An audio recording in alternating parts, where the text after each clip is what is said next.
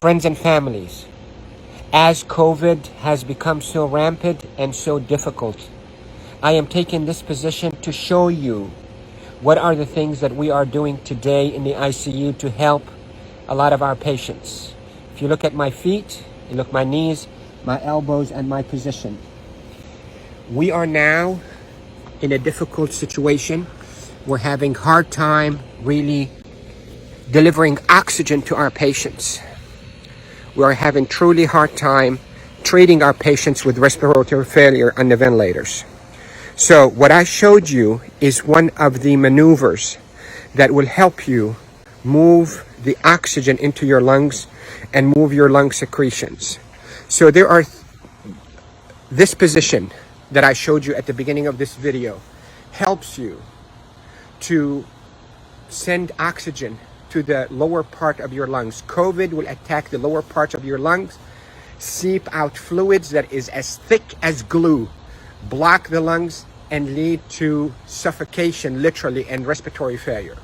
Many studies, without a shadow of a doubt, have shown that the best way that we can deliver oxygen is we, the ICU team, place patients in a position on their stomach. Even the better position is what I showed you at the beginning of this video, where you're on your hands and your knees, then you drop your elbows like this and you put your head down and you breathe in deep and you cough. This is called proning.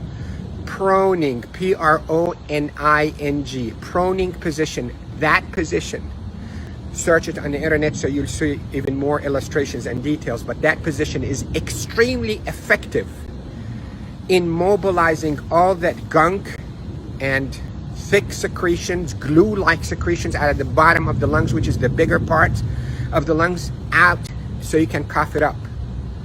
And that will recruit your lungs and protect your lungs from suffocating with COVID. Besides the social benefits, the spiritual benefits, and the other benefits, in Salah, we also acquire physical and medical benefits.